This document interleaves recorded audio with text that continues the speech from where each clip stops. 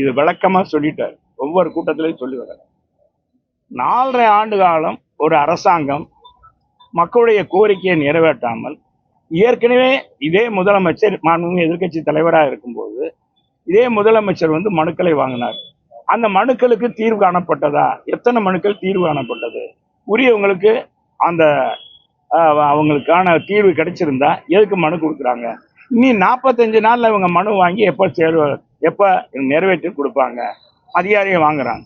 அதிலும் குறிப்பிட்ட சில கோரிக்கைகளை தான் வாங்குறாங்களாம், மற்றெல்லாம் வாங்கலேன்றாங்க. எங்களுக்கு அதை பற்றி விரிவாக தெரியாது, வாங்குறாங்கன்னு சொல்றாங்க.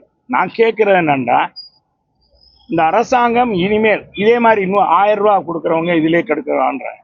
இதுவரைக்கும் அதுல ஏறத்தாழ பார்த்தீங்கன்னா 2,30,00,000 குடும்ப அட்டைகள்ல வழங்கப்பட்டது என்னன்னா 1,16,00,000 பேருக்கு முதல் கட்டமா வழங்கினாங்க.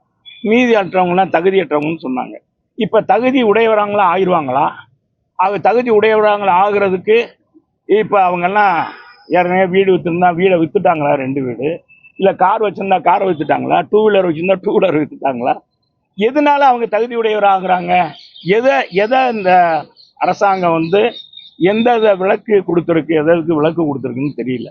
எனவே இதெல்லாம் இது இதுவும் ஒரு என்ன சொல்றது, இது ஒரு அரசியல் ஸ்டண்ட்னு சொல்லலாம்.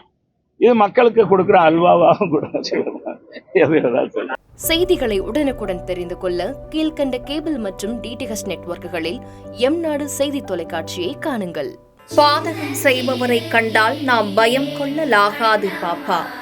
மோதி மிதித்து விடு பாப்பா, அவர் முகத்தில் உமிழ்ந்து விடு பாப்பா. அண்மை செய்திகளை உடனுக்குடன் தெரிந்து கொள்ள இணைந்திருங்கள் எம்நாடு தொலைக்காட்சியுடன்.